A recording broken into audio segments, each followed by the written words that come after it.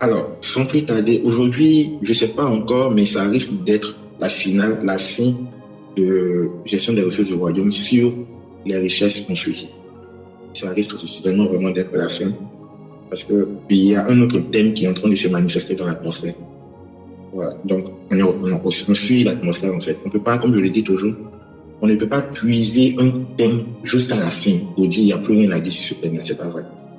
On va juste dire ce que Dieu nous met à cœur et met sur nos lèvres pour les dire au peuple. Parce que certainement, c'est de ça qu'ils ont besoin. Nous ne faisons rien de nous-mêmes. Mais nous faisons seulement ce que nous avons vu le Père faire. Ou ce que le Père nous demande de faire. Amen. Donc, comme je disais, c'est peut-être, c'est pas sûr, mais c'est peut-être la dernière séance sur les richesses conçues. J'espère que vous avez quand même beaucoup appris. Aujourd'hui, il y a 2-3 choses que j'ai à cœur pour cette soirée-là. Il y aura peut-être un temps d'orientation prophétique, mais les choses que j'ai reçues, là, je disais ça à ma fille qui était avec moi tout à l'heure, je lui disais que c'est pas évident de pouvoir les dire en public, parce que c'est délicat, c'est vraiment délicat, mais on va essayer. Et la deuxième chose, aujourd'hui, je vais essayer de conclure, peut-être même avec vos questions, si vous avez des questions, enfin, quand vous allez poser vos questions, parce que je sais que vous en avez et vous devez en avoir. C'est plus des temps d'enseignement, donc ayez vos questions. Et enfin, peut-être la conclusion, c'est-à-dire, on va aller sur le pragmatique. Je veux dire, on a prêché depuis le début, on s'est basé sur l'histoire de cette femme qui a perdu le grâce. Après, on est allé un peu dans l'histoire de Joseph. On est revenu un peu dans l'histoire de Élie et la veuve. Après, on a parlé de la vie, etc., dans les richesses conçues. Aujourd'hui, on va faire quand même du concret, quelque chose un peu plus concret que d'habitude. D'accord? C'est vraiment ce que j'ai eu à cœur, donc c'est ce que je vais faire. Sans plus tarder, on va prendre la Bible. Vous allez m'aider à ouvrir les passages ci-dessous. Bon, que je vais citer, et j'espère que vous ne faites pas de devant. On va prendre le premier passage que j'aimerais donner, c'est Deutéronome chapitre 33. Deutéronome chapitre 33,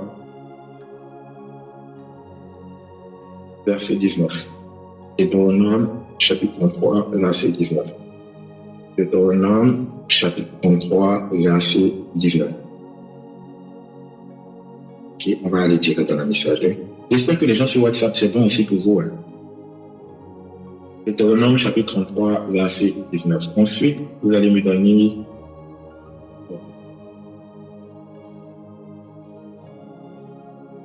Ok, c'est super, il y a beaucoup de lecteurs ce soir. Donc, on va demander à une personne de faire la lecture. Deutéronome chapitre 33, verset 19. Oui. Je lis la parole de Dieu, version 8 secondes. Ils appelleront les peuples sur la montagne. Là, ils offriront des sacrifices de justice, car ils suceront l'abondance de la mer et les trésors cachés dans le sable. Amen. Amen. Amen. Également, l'évangile selon Matthieu. Bien, on va prendre Luc directement, on n'est pas fait long. On va prendre Luc chapitre 16, verset 10. Luc 16, verset 10. Celui qui est fidèle dans les moindres choses l'est aussi dans les grandes. Et celui qui est injuste dans les moindres choses l'est aussi dans les grandes. Merci. On va prendre le dernier passage pour ce soir. Il y a beaucoup de passages, mais peut-être au fur et à mesure de mon enseignement, je vais pouvoir les citer sans forcément donner des références. Donc, on va prendre Proverbe 25, verset 2. Proverbe 25, verset 2.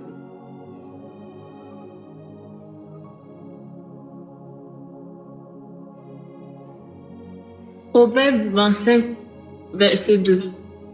La gloire de Dieu, c'est de cacher les choses.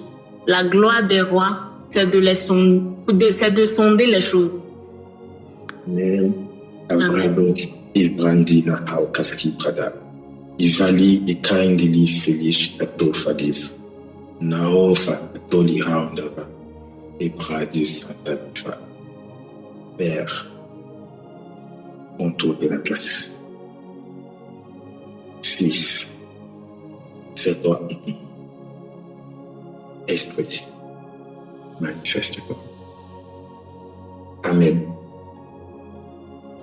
Alors, sans plus tarder, on va rentrer directement dans le message. D'accord. Donc, aujourd'hui, j'étais en train de dire, on va aller sur du concret, on va aller sur du pragmatique. Et ça sera en même temps peut-être la conclusion de ce que vous devez retenir ou bien de tout ce qu'on a dit en ce qui concerne les richesses enfuies. On a donné la définition des richesses enfuies, on a parlé des richesses enfuies, mais une chose que je ne vous ai pas dit, c'est que les richesses enfuies, les trésors cachés, obéissent à une loi qu'on appelle la loi de la domination. Je vous explique. En fait, toute personne qui découvre les richesses enfuies, ou bien toute personne qui a accès aux trésors cachés, c'est d'abord une personne qui a eu accès à l'onction, à la grâce ou au mandat de la domination. Je reprends. Toute personne qui découvre les richesses cachées, qui découvre les trésors enfuis, est une personne qui, au préalable, tout d'abord, avant toute chose, c'est une personne qui a eu accès à la grâce, à l'onction ou au mandat de la domination. Parce que les richesses enfuies et les trésors enfuis sont rattachés à la domination. Qu'est-ce que ça veut dire? Est-ce que vous devez comprendre? C'est lui qui découvre les richesses enfuies. C'est lui qui découvre les richesses cachées, les trésors cachés. Peu importe ce qui lui arrive. Si ce n'est pas Dieu qui se lève contre lui, peu importe ce qui lui arrive, cette personne-là ne peut plus jamais vivre comme le commun des mortels. Je disais tout à l'heure à ma fille que le message que j'ai reçu pour ce soir est purement spirituel. Donc j'étais en train de me demander, je vais le prêcher, je vais pas le prêcher, je vais le prêcher ou pas. Finalement, on va prêcher un peu, et puis le reste, on va garder ça pour Sophie, ou pourquoi pas peut-être les partenaires, Dieu va nous aider. Qu'est-ce que je suis en train de dire? C'est lié à la domination. Parce que toute personne qui découvre les trésors ou bien les richesses enfuies est une personne qui ne peut plus jamais, je dis quoi? Plus jamais vivre comme le commun des mortels. Pourquoi? On a lu un passage tout à l'heure, Proverbe chapitre 25, verset 2. La gloire de Dieu, c'est de cacher les choses. Mais la gloire des rois, c'est de quoi? C'est de les sonder. La gloire de Dieu, c'est de cacher les choses. Mais la gloire des rois, c'est de les sonder. Je ne sais pas si vous comprenez ce passage comme je le comprends ou comme le Saint-Esprit me permet de le comprendre. Sinon, je vais essayer de partager mon point de vue avec vous. En réalité, ici, on parle de gloire. C'est-à-dire que la Bible nous enseigne quelque chose. La Bible dit Dieu ne partage pas sa gloire. À aucun moment, il ne partage sa gloire. Donc, en fait, c'est quelque chose qui est tellement important pour lui. Et la Bible nous dit, si on veut résumer toute la gloire de Dieu, c'est les mystères. La gloire de Dieu, toute la gloire de Dieu peut être résumée par le thème caché, par le thème mystère, par le mot ouvert, par le mot, tout ce que vous connaissez comme synonyme en fait. C'est-à-dire toute la gloire de Dieu qui est Dieu, qui est puissant, qui est tout ce que vous pensez là. On dit toute sa gloire, c'est de cacher les choses. C'est-à-dire sa gloire égale à cacher les choses. Sa gloire égale à mystère. Sa gloire égale à ouverture. Sa gloire égale à secret. Voilà, secret, c'est le bon terme. Et juste après avoir dit ça, on nous dit, mais la gloire des rois, c'est de sonder les choses. C'est la même chose que Dieu a caché là. J'étais en train de dire, toute la gloire de Dieu, dans toute sa splendeur, dans tout ce qu'il est, dans tout ce qu'il fait, c'est de faire quoi? C'est de cacher les choses. Et la Bible parle d'une catégorie de personnes. Une catégorie de personnes. Ces personnes-là sont appelées à sonder ces choses que Dieu a cachées. À sonder ces choses que quoi? Dieu a cachées. Et la Bible appelle cette catégorie de personnes-là qui? Les rois. Les rois. Ça, c'est le premier thème sur lequel je vais un peu m'attarder. Est-ce qu'on aura le temps pour tout ça? On va essayer. C'est le premier thème sur lequel je vais un peu m'attarder. Qu'est-ce que ça veut dire? Vous connaissez l'histoire de la Bible, pour la plupart d'entre vous. Même si vous ne connaissez pas l'histoire de la Bible, vous connaissez un peu l'histoire des sociétés africaines. Même si vous ne connaissez pas un peu l'histoire des sociétés africaines, vous connaissez un peu l'histoire des sociétés royales. Un peu quand même si c'est dans les films. Vous savez que un roi naît roi dans le premier cas de figure. C'est-à-dire, c'est parce que ton papa était à une certaine position que toi, tu peux devenir roi. On est d'accord dessus, non? C'est parce que ton papa, ta maman, ta grand-mère, ton grand-père, c'est qui est sûr, c'est parce que tu es issu d'une lignée royale. C'est-à-dire, il y a quelqu'un qui était déjà arrivé à cette position-là avant toi. C'est à cause de ça que toi, tu peux prétendre à la royauté. C'est le premier cas de figure. Le deuxième cas de figure, c'est lorsque une autorité, une personne de position, une personne qui a l'autorité et qui a le plein pouvoir décide de t'introduire et de t'introniser comme roi, même quand tu n'es pas de cette lignée royale. Est-ce qu'on me comprend? Et la troisième manière de devenir roi, c'est de mener un combat et pourquoi pas tuer le roi en place et prendre sa position. En gros, ça c'est ce que moi je pense. Voilà les trois manières de devenir roi. La première manière, c'est que tu as été introduit ou introduite par le fait de ta lignée et de ton sang. La deuxième manière, c'est que tu as été introduit ou introduite par le fait de tes alliances et de tes connexions. C'est-à-dire une personne de pouvoir décide de t'introduire là. Et enfin, on devient roi par le fait de batailler, par tes propres compétences, par tes propres capacités, de vaincre le roi adverse et de prendre sa place. Malif, donc ça, c'est la base en fait que je veux que vous compreniez. Ça, c'est ce qui se passe dans la société. Maintenant, on va ramener ça dans le règne de l'esprit. Et selon la Bible, la Bible dit que c'est vrai que tous ceux-là dans la société, on peut les considérer. Et même bibliquement, il y en a qui ont été rois par les cas que j'ai cités. Mais la Bible dit ici, là, la gloire dont il est question est de sonder les choses. Et cette gloire-là appartient à ceux qu'on appelle les rois.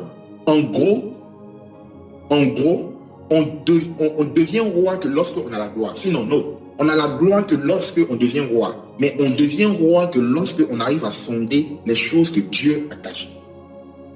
On est en train de parler des richesses enfouies, des trésors cachés. Je réponds. On a la gloire que lorsqu'on devient roi. Si on veut suivre le texte, on a la gloire que lorsqu'on devient roi. Et on devient roi que lorsqu'on arrive à sonder les choses que Dieu lui-même a fait quoi?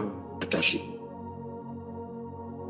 Malos Kassindrao. Je pense que la semaine dernière, non, il y a 2 semaines en arrière, je vous disais comme ça que les richesses enfouies, Dieu les cache exprès. Parce qu'il ne veut pas que ça tombe contre les mains de n'importe qui. Pas par méchanceté, mais par respect du sacré.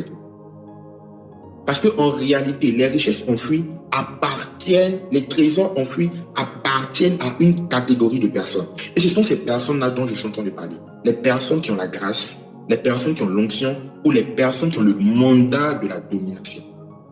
Les rois. En gros, qu'est-ce que je suis en train de dire à une personne? Tant que tu ne deviens pas un roi, tu ne peux pas prétendre à la gloire. Parce que la gloire est rattachée aux richesses enfouies. Enfin, tu ne peux pas prétendre aux richesses enfouies. Parce que les richesses enfouies sont rattachées à la gloire. C'est pas possible. C'est vraiment pas possible. Maintenant, comment devenir roi? On devient roi en sondant les choses que Dieu a cachées. Maintenant, quelqu'un va me demander, mais bon, comment on sonde les choses que Dieu a cachées? Donc, on va revenir encore sur les Écritures.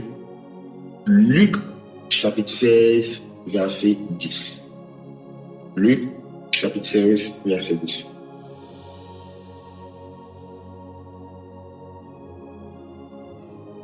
Aujourd'hui, ce que je suis en train de faire, c'est l'ouverture sur l'approche spirituelle de la richesse, des finances, des trésors, voilà. C'est l'ouverture sur l'approche spirituelle. Mais comme je l'ai dit, c'est pas forcément le genre de message qu'on peut prêcher publiquement. C'est délicat, en fait, voilà. C'est tout. Sinon, c'est pas parce que c'est pas biblique. C'est biblique, mais tout le monde n'a pas le même niveau pour comprendre, pour écouter. La Bible dit qu'il y a certaines personnes qu'on nourrit du lait et il y a certaines personnes qu'on nourrit de nourriture solide. Voilà, on ne donne pas de nourriture solide à un bébé, sinon on veut le tuer. Donc Luc chapitre 16, verset 10 dit quoi? Celui qui est fidèle dans les moindres choses l'est aussi dans les grandes. Et celui qui est injuste dans les moindres choses l'est aussi dans les grandes. Ah non, donnez-moi le verset qui suit. Il y a un verset qui suit, qui dit, bon, cherchez pour moi, parce que c'est ça que je pensais avoir noté, n'est-ce pas là?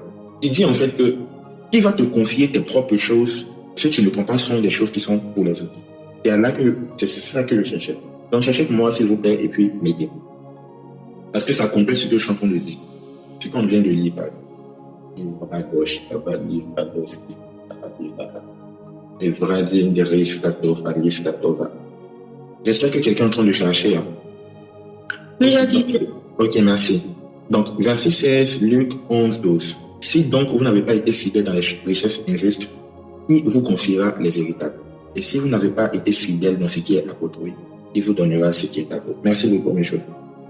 C'est le même chapitre 16. Ok, je comprends pas, mais c'est compris. En fait, ça vient juste après. Maro, Fragile, Ulysse, 14. Qu'est-ce que je suis en train de dire? Je suis en train de faire comprendre à une personne que je pense que dans les séances dernières, on a parlé de atteindre une position, devenir quelque chose, et tout. Aujourd'hui, je veux vraiment t'emmener dans une autre phase de compréhension, mais je vais commencer par ça. La richesse enfuie, les trésors cachés, en plus d'obéir à la domination. D'ailleurs, même la domination, c'est à ça que ça me conduit. Répond à une règle, à la règle de l'utilité. À la règle de quoi? De l'utilité. La règle de l'utilité, le principe du besoin.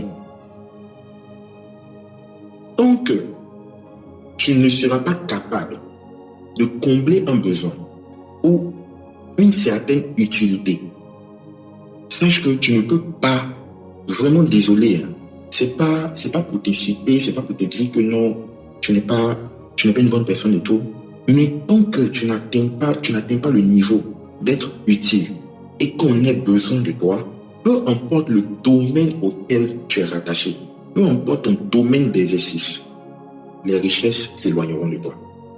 Bon, je ne dirais même pas les richesses s'éloigneront de toi. Toi, tu vas t'éloigner des richesses. Tu vas t'éloigner des richesses fuies, tu vas t'éloigner des richesses cachées.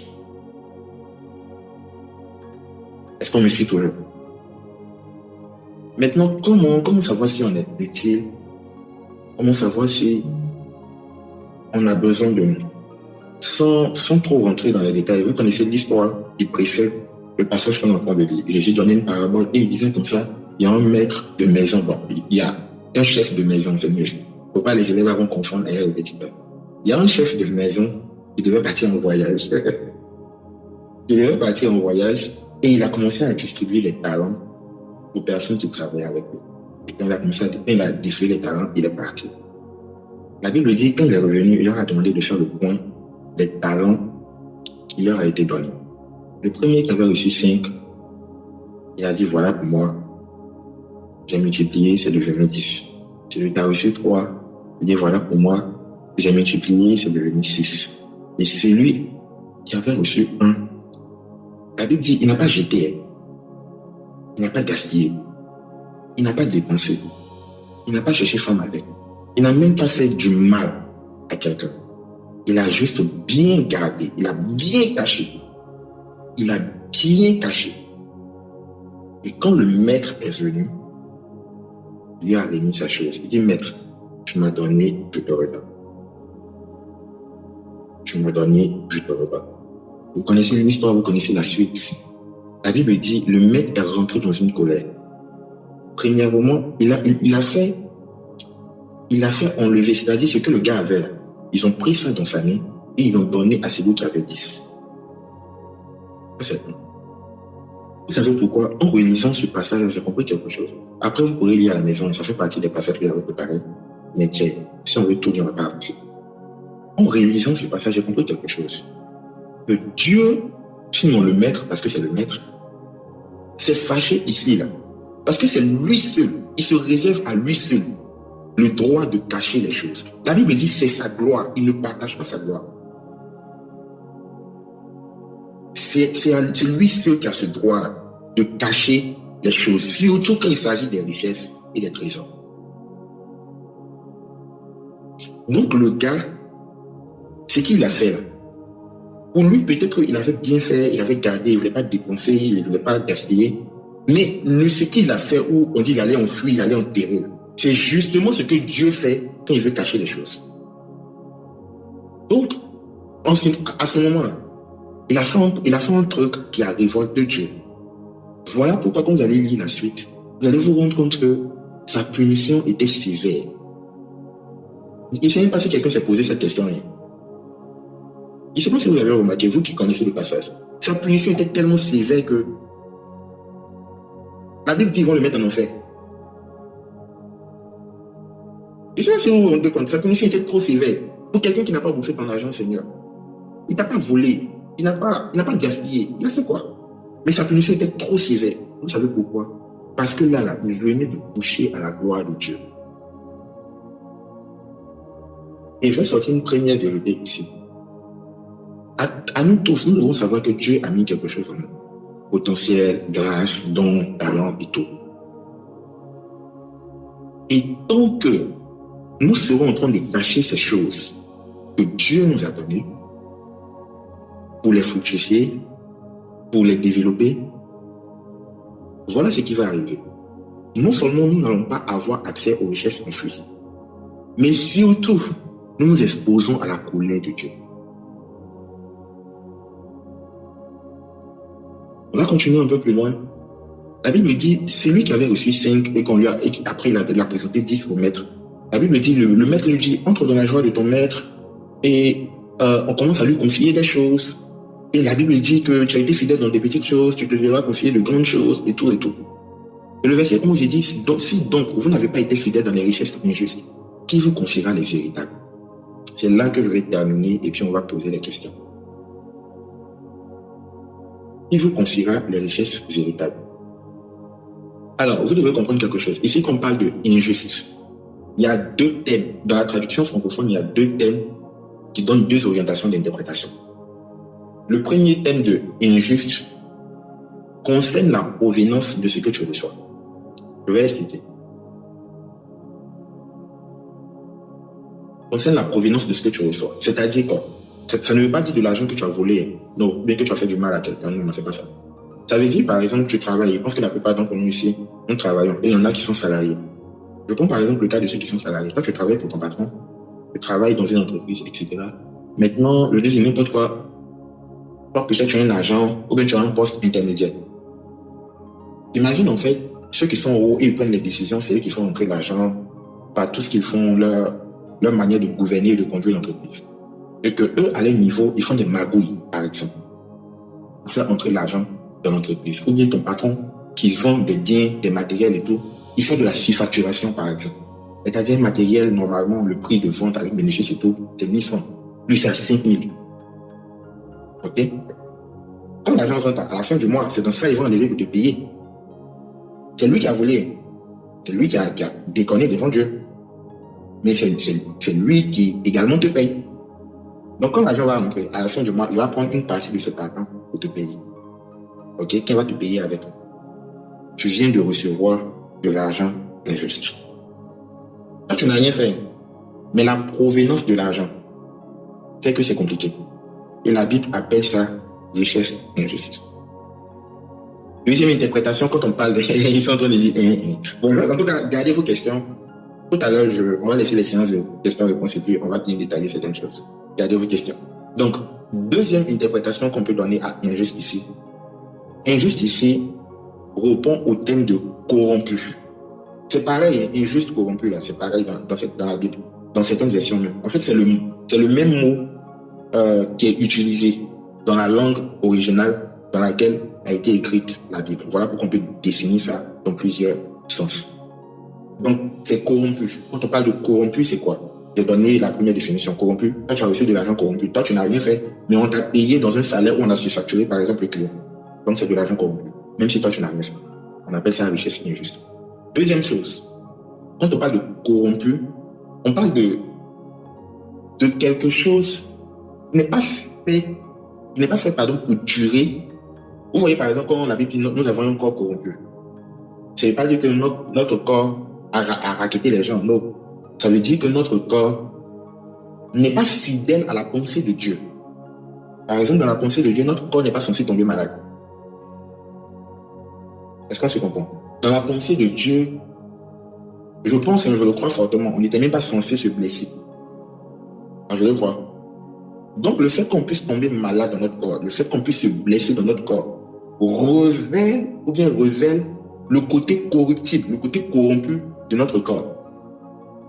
Quand on parle de corrompu, ça veut dire que la nature première dans laquelle cette chose a été faite, à cette nature première-là, il y a eu un élément qui a été ajouté, qui a fait que l'intégrité de cette nature première n'est plus respectée.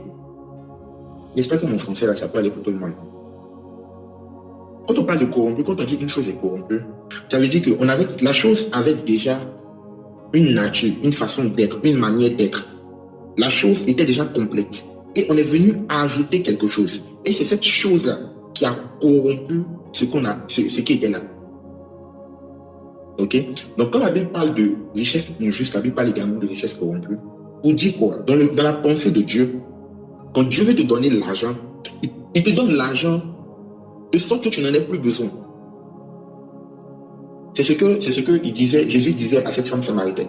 Il dit, bon, vous connaissez la conversation, mais la Bible dit, Jésus était auprès du puits, il a commencé à parler à la samaritaine, il lui dit, donne-moi de l'eau, etc., etc. Et après, il lui dit, si tu savais qui je suis, tu allais me demander de l'eau, j'allais te donner de l'eau, et cette eau-là, tu n'auras plus jamais soif. Dans le principe également de la bénédiction, la Bible dit, la bénédiction de l'Éternel est ce qui enrichit sans être suivi d'aucun chagrin. La bénédiction de l'Éternel enrichit. Donc, en gros, dans la pensée de Dieu, lorsqu'il te donne quelque chose, en termes de richesse, en termes de don, c'est que tu n'aies plus jamais besoin de cette chose-là encore. Surtout dans le domaine de la richesse, dans le domaine de l'argent, dans le domaine de... Bref, vous voyez ce que je veux dire. Donc, qu'est-ce que je suis en train de dire? Quand ici, la Bible parle de richesse injuste, richesse corrompue, le deuxième truc que vous devez comprendre, c'est qu'il est en train de parler des miettes. C'est-à-dire, normalement, ce qu'il veut te donner là, quand il finit de te donner un coup de bout là, toi, tu ne dois plus avoir besoin d'argent dans ta vie. Plus jamais. Mais ce n'est pas encore venu. Donc, ce qui vient là, c'est une partie de la pensée de Dieu et une partie de la pensée du monde. Ils viennent ensemble. Donc, la pensée du monde vient corrompre la pensée de Dieu. Et puis, ça se mélange et ça vient d'entamer. Donc, en ce sens, par exemple, tu touches un salaire de 100 000, un salaire de 200 000, un salaire de 300 000, 400 000, 500 000. Est-ce que vous savez que le salaire de 2 millions pour certaines personnes là, c'est corrompu? C'est-à-dire salaire de 2 millions pour certaines personnes là. Toi, tu penses que tu es arrivé. Tu as un salaire de 2 millions. Quoi? Pour certaines personnes là, c'est un salaire niette. C'est un salaire injuste. C'est un salaire corrompu. Amen, amen. J'ai bien expliqué corrompu là. Ne mélangez pas. Hein. Il faut que ça soit clair dans vos esprits. Ok? Il faut vraiment que ça soit clair. Donc la Bible dit, celui qui est fidèle dans ces choses là, c'est-à-dire on t'a donné un salaire qui n'est pas bien. C'est pas trop bien. Ça t'arrange pas trop. Ça te plaît pas trop, c'est pas trop ton truc. Celui qui est fidèle dans ces choses-là, c'est-à-dire qui arrive à gérer, qui arrive à faire ce qu'il faut avec, qui arrive à faire ce que Dieu veut qu'il fasse avec, c'est à celui-là qu'on va donner les richesses véritables. C'est-à-dire la vraie chose que Dieu avait prévue pour toi. C'est après ça que ça va venir. Et il termine par dire, celui qui gère mal les choses des gens, au moins, on va lui donner ce qui est à lui. Moi, quand j'ai lu ce verset-là, je me suis dit non, celui qui a écrit, il s'est trompé. Normalement, c'est quand je gère mal ma propre chose qu'on ne doit pas me confier pour les autres. Ou bien famille. Normalement, c'est quand c'est ton argent qui n'a pas bien géré. On dit, ne lui confiez pas votre argent, sinon il va gaspiller. Normalement. Mais dans le plan divin, dans les choses de l'esprit, non, ça se passe pas comme ça. On commence par te confier la chose des autres. Et c'est après cela maintenant qu'on vient te donner pour toi-même. Voilà pourquoi beaucoup d'entre vous, par exemple, on vous a prophétisé que vous serez des chefs d'entreprise. Mais jusque-là, vous continuez de faire gérer l'honneur. Pardon, monsieur. Pardon, madame. Bonjour, monsieur. Bonjour, madame. On vous a dit, toi, tu vas conduire 10 000 entreprises. Tu auras tellement de personnel, des prophéties de wow, des prophéties extraordinaires. Mais on te dit, toi, quand tu vas finir les études, waouh, je vois de l'argent dans ta main, je vois des choses extraordinaires. Mais quand tu finis, On te dit, il y a quelqu'un qui t'appelle, ma petite, ou bien mon petit, tu viens de finir l'école, non? Ça va? Bon, viens à côté de moi. J'ai besoin d'un petit, ou bien besoin d'une petite qui va gérer ta vie pour moi, qui va faire ci pour moi, et qui a fait ça pour moi. Et puis tu es là dans ta tête, tu dis, aïe. Mais, et entreprise là? Et ce qu'il doit créer là? Et pour moi là? La Bible dit, pour toi va venir après. D'abord, il faut t'occuper de les autres. Pour toi va venir après. Mais il faut d'abord t'occuper de pour les autres. La manière que tu vas t'occuper de pour les autres, là, ça va déterminer le temps auquel on va te donner pour toi. Je ne sais pas si je me fais comprendre. La Bible dit, aussi longtemps que l'héritier dans la maison de son père sera un enfant, il sera considéré comme un esclave. En gros, qu'est-ce que Dieu fait? Il commence par te confier les choses des autres pour que dans les choses des autres, tu puisses avoir la maturité. Quand tu vas devenir mature, on va te donner pour toi. Est-ce que je parle à quelqu'un? Quand tu vas devenir mature, c'est quoi? On va te donner pour toi. Donc, dans les choses des autres, Dieu veut tester ta fidélité, ta maturité. Je veux voir comment tu évolues. La dernière fois, je le disais ici, je disais comme ça qu'il y a des personnes comme ça, vous n'avez jamais prié pour votre entreprise. Quand je parle d'entreprise, pas de votre lieu de travail. Jamais. Vous n'avez jamais prié pour votre patron. Mais imaginez en fait, si vous êtes patron vous-même de votre propre boîte, est-ce que vous n'allez pas prier pour votre boîte? Est-ce que vous n'allez pas vouloir que vos employés prient pour vous? Est-ce que vous n'allez pas vouloir que les employés prient pour la boîte? C'est de ça que la Bible en parle. Est-ce qu'on me suit? C'est de ça que la Bible entend parler. Maintenant, pour revenir au principe de la domination. Tous ces éléments-là amènent au principe fondamental que je suis en train de dire, celui de la domination. La domination, enfin la gloire qui est rattachée à la domination qui est rattachée à la position de roi, la position de roi elle-même qui est rattachée au fait de sonder les choses cachées que Dieu lui-même a cachées. C'est-à-dire quoi? En tant qu'enfant de Dieu, si nous n'apprenons pas à réfléchir sur les choses que Dieu a cachées, on ne va jamais découvrir les richesses enfouies.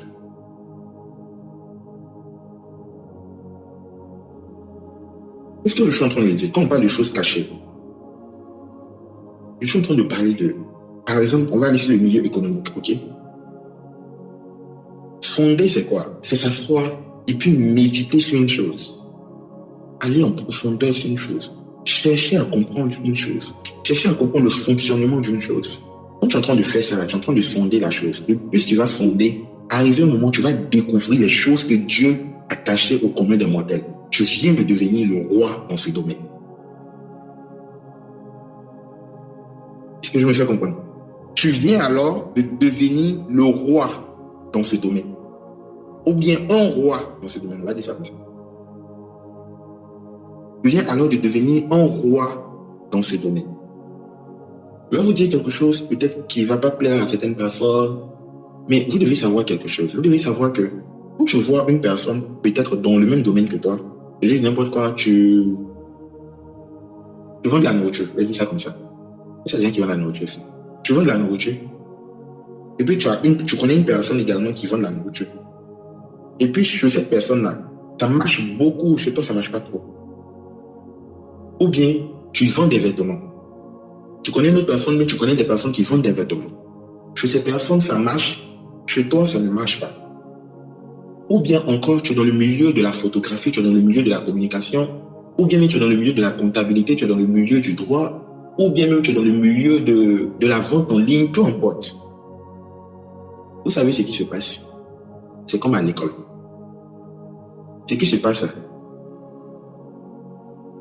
à l'école, quand tu as peut-être 12 de moyenne, et puis l'autre personne a 16 de moyenne, la différence entre vous n'est pas le cours. La différence entre vous n'est pas le professeur. La différence entre vous, c'est votre niveau de connaissance sur la chose. En gros, qu'est-ce que je suis en train de dire? Quand tu vois une personne qui excelle dans un domaine, tout de suite, tu dois comprendre que cette personne-là sait quelque chose que toi, tu ne sais pas. Ce qui fait que cette personne est beaucoup plus utile que toi. Ce qui fait qu'on a beaucoup plus besoin de cette personne que toi. Et comment ça va se passer? Plus vous allez sonder les choses, toi et cette personne, celui qui va passer plus de temps à sonder les choses du domaine qui l'intéresse, ou bien du domaine dans lequel il veut réussir, c'est celui-là qui va faire quoi? Qui va découvrir les choses que Dieu a cachées dans ce domaine. C'est seulement lorsque on découvre les choses que Dieu a cachées dans un domaine qu'on peut devenir roi dans ce domaine. Et c'est seulement lorsque on devient roi qu'on possède la gloire et qu'on possède les richesses enfouies. C'est ça qui augmente notre besoin. C'est ça qui augmente notre utilité. C'est ça qui augmente notre capacité à aider notre entourage. Depuis que tu es dans ce domaine, quels sont les progrès que tu as faits? Quand je parle de progrès, je ne parle pas forcément en termes de vente et autres. Je parle plus en termes de compétences, en termes de découverte, en termes d'actualité, en termes de maîtrise. Quels sont les progrès que tu as faits? Quand il n'y en a pas, tu vas passer ton temps à en vouloir aux autres. Et puis après, tu vas dire Dieu ne t'a pas répondu. Il y a des choses que vous devez comprendre. Et parmi ces choses, vous devez savoir que les richesses, l'argent, les finances et consorts n'obéissent pas à la loi du jeûne et de la prière. Ils obéissent à la loi de sonder les choses cachées. La gloire, la prospérité, l'excellence et consorts n'obéissent pas à la loi de la prière et du jeûne. La prière et le jeûne est un moyen, est un canal, si tu veux, par lequel ces choses peuvent se manifester. Mais la réalité, c'est que ces choses obéissent à la loi du sondé. Est-ce qu'on a compris? Alors, je vais laisser quelques temps pour les questions, parce que, comme je l'ai dit, c'est ce que j'ai reçu. Et pourquoi pas, peut-être même dans les questions, on fera à mesure que je suis en train de parler à des personnes, je pourrais en même temps orienter des personnes. Que le Seigneur nous bénisse. Est-ce que l'enseignement nous a fait du bien? Que Dieu nous bénisse abondamment. Qui sont ceux qui ont des questions? Soit vous activez vos micros, parlez, soit vous écrivez vos questions dans le test. Alors, première question, est-il possible d'aider une personne à amasser des richesses injustes en tant que chrétien? Toi, tu parles de quel injuste d'abord? Est-ce que c'est ce que j'ai expliqué là? Maintenant, c'est ce que j'ai expliqué là. Tu parles de quelle partie? Parce que j'ai donné 2 définitions d'injuste. Tu parles de quelle partie? Ou bien toi, tu es en train de parler de ton autre injuste? J'ai besoin que tu m'expliques d'abord dans quel contexte. Tu peux aller un peu plus vite, s'il vous plaît. Non, ça va nous faire beaucoup de temps, moi. Comment réellement sonder? Est-ce à l'aide du Saint-Esprit ou au travers des formations acquérir des skills? Skills, ça veut dire compétences pour ceux qui se demandent c'est quoi. Deuxième question, il dit, mais le cas où ceux qui gouvernent sont corrompus ou font entrer de la richesse corrompue, comment on nous échappe? Mais est-ce qu'on vous a dit c'est mauvais? Je ne vous ai pas dit c'est mauvais. Et d'accord. Comme je l'ai dit, aujourd'hui, je suis juste venu introduire la partie spirituelle de ce côté-là, parce que c'est la prochaine étape de ce thème. On a parlé du côté social, du côté financier, du côté économique et tout ça. Il faut maintenant parler de la partie spirituelle. Mais je ne peux pas enseigner ça devant tout le monde, donc c'est trop délicat. Alors, première chose, comment sonder réellement? Est-ce à l'aide du Saint-Esprit ou au travers des formations? Acquérir des compétences. Je connais une personne qui dit, la collab, tu vois, non? Ça va ensemble. Ça va ensemble. Mais si je dois répondre, je te dirais, le Saint-Esprit va t'orienter sur les formations et les compétences à acquérir. Comprends? Pour les sonder, le Saint-Esprit va t'orienter sur les formations et les compétences à acquérir. Par exemple, comme ça, il y a des personnes, là je suis en train de parler prophétiquement, il y a des personnes qui ont besoin d'apprendre de nouvelles langues ou de maîtriser de nouvelles langues. Et en quelque sorte, tant que vous n'allez pas maîtriser cette langue-là, vous êtes en train de dire à Dieu, Seigneur, les véritables richesses que tu veux me donner, je ne suis pas encore prêt pour ça. Pas ton ennemi. Voilà, c'est comme ça que certaines choses fonctionnent. C'est pas que Dieu doit vous donner, mais cette nouvelle langue, par exemple, fait partie des atouts qui vont vous donner la domination. Par exemple, on reconnaît un roi par le sceptre, par la couronne, par la tenue, etc. Qui sait, peut-être que cette langue, c'est le sceptre d'autorité ou bien c'est la couronne que vous devez avoir pour être le roi dans votre domaine. Tu comprends, non? Ce sont des choses qui existent. Donc, deuxième question. Il dit, le cas où ceux qui nous gouvernent sont corrompus, au fond entrer de la richesse corrompue, comment nous échappons? Je le disais tout à l'heure, le but n'est pas d'échapper. Non, il gît. Mais ceux qui ont quitté le monde, il ne connaît pas un gouvernement où il n'y a pas quelqu'un qui fait des trucs qui ne sont pas bien. Il a quitté la terre, en fait. C'est toute la terre qui a quitté.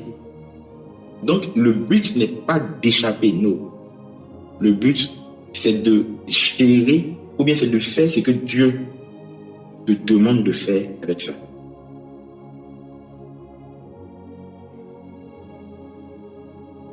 Il ne dit pas que je suis pessimiste, mais avec tout ce qu'on voit dans le monde et dans nos domaines d'activité, il y a encore des choses à fonder pour devenir le roi dans nos domaines comme Bill Gates. Mais il y a tellement...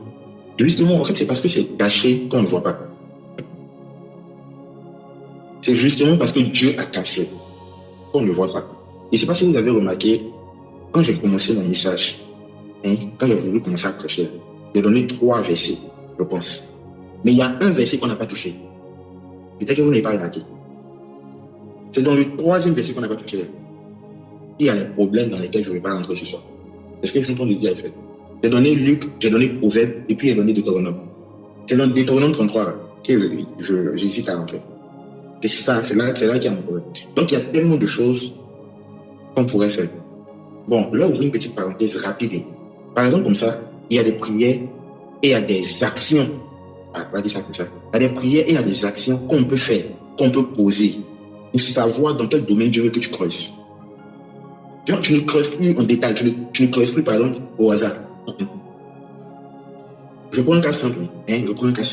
C'est comme si tu t'en vas à l'examen. Il y a des prières, il y a des actes à poser qu'on peut poser qui ne sont pas obligatoires, comme je le dis. Il y a des actions à poser. Et quand c'est fait, tu bosses ce qu'il faut que tu bosses. Tu ne vas pas aller te casser la tête, par exemple, pour bosser tout bipo. Si le but de Dieu ici, c'est de te faire valider l'examen, tu ne vas pas aller bosser tout bipo, bipolarisation du monde et tout, et une polarisation. Tu laisses ça. Il va te dire, par exemple, bosse telle partie du coup. Tu prends SVT, il va te dire, bon, par exemple, il faut laisser réflexe ça. Pas directement dans génétique. Il faut bosser ça, et puis c'est fini. Tu t'en vas à l'examen, tu t'en fais 3 heures. En fait, c'est pareil. Mais c'est à ce niveau-là que voilà. Donc, je reviens un peu en bas ici. Comment savoir que nous sommes en présence des richesses qu'on suit? Est-ce que c'est par conviction? Ça, par contre, c'est intéressant. C'est une question qui peut intéresser tout le monde. Lui, il peut avoir le principe de la conviction, mais en fait, le fait même de savoir que tu es en présence d'une richesse qu'on suit, c'est une grâce de Dieu. Et c'est ce que je disais tout à l'heure. C'est rattaché aux personnes qui ont accès à la domination. C'est-à-dire si... je vais prendre ça comme moi-même pour vous expliquer. C'est-à-dire que si le domaine dans lequel tu veux régner, en fait, le domaine dans lequel tu veux avoir accès aux richesses enfouies, là, si ce domaine-là ne te voit pas et ne te considère pas comme un roi ou comme une reine, il y a suffisamment sondé les choses que Dieu a cachées, ce domaine ne va pas s'ouvrir à toi pour que tu découvres ces richesses. On se comprend, non? J'ai l'habitude de dire quelque chose à mes fils, de Sophie, peut-être même de l'église. Je disais comme ça que dans tout domaine où tu veux réussir, il faut croiser l'esprit qui est derrière ce domaine. Et c'est cet esprit-là qui va te conduire là où il y a les trésors cachés. Je vais expliquer en prenant comment on appelle ça, la mythologie. Il y a un oiseau, j'ai oublié son nom, mais il y a un oiseau dans la mythologie, ça veut dire que c'est pas forcément réel. Ok, voilà. Il y a un oiseau, on dit qu'il est couvert totalement d'or. Il se nourrit d'or, il mange l'or, c'est l'or qu'il mange.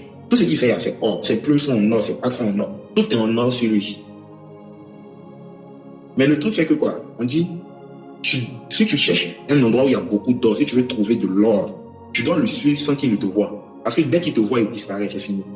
Mais si tu arrives à le suivre sans qu'il ne te voie, il va te mener là où il se sert en or. Parce que lui-même a sa particularité, c'est de l'or.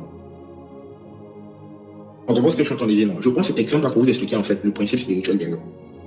Tu peux être dans un domaine où il y a les trésors cachés. Il y en a vraiment, des trésors cachés.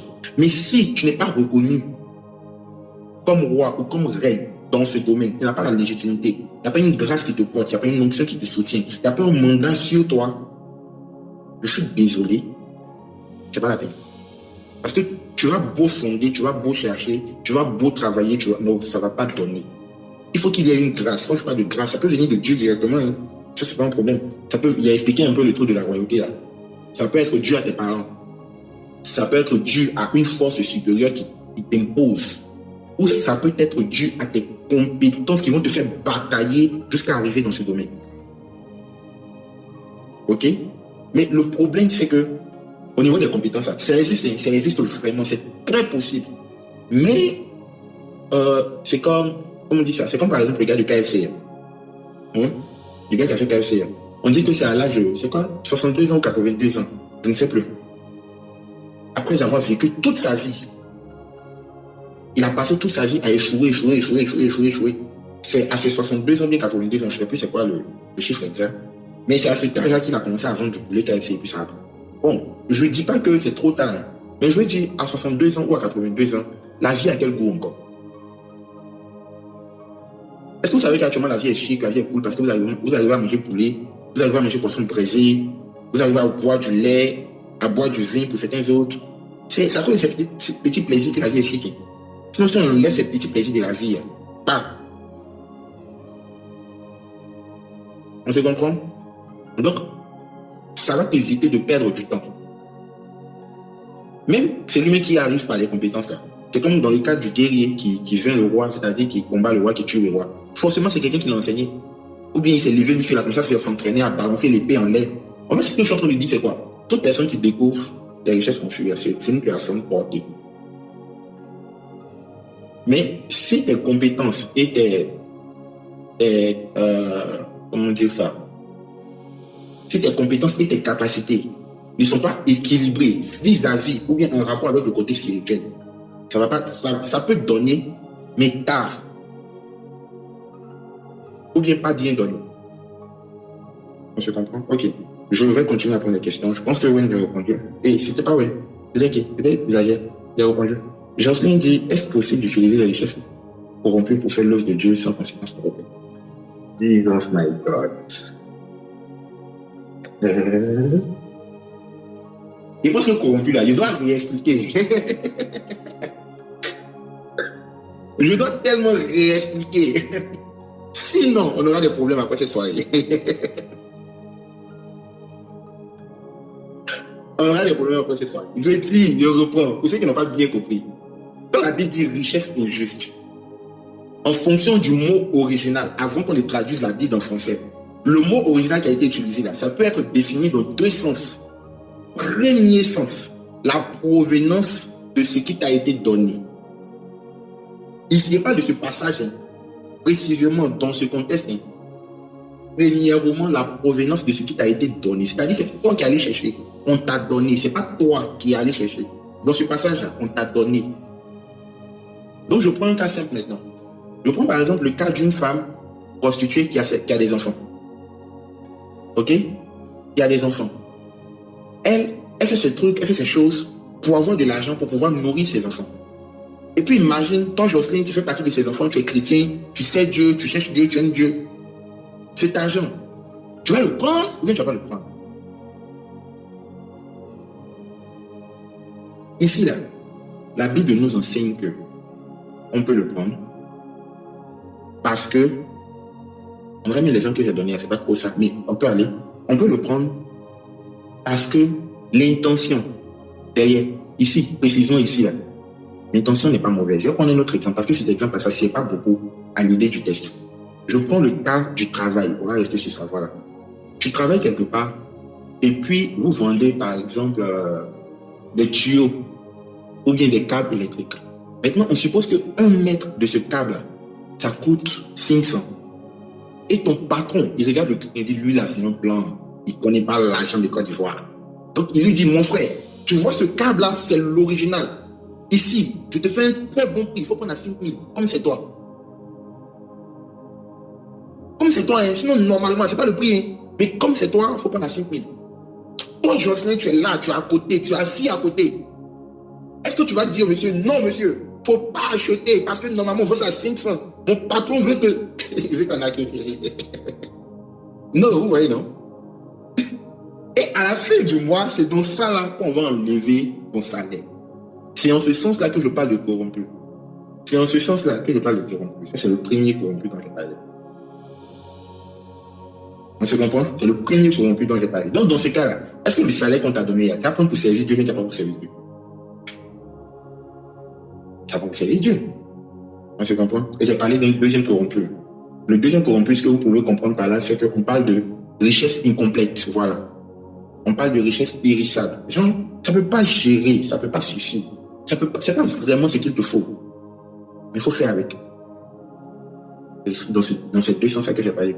Et surtout, c'est bon pour tout le monde. N'allez pas faire des faux trucs là-bas. Et puis vous allez dire, Daddy a prêché qu'on peut prendre l'argent corrompu. Je tiens à mon nom, je tiens à ma réputation.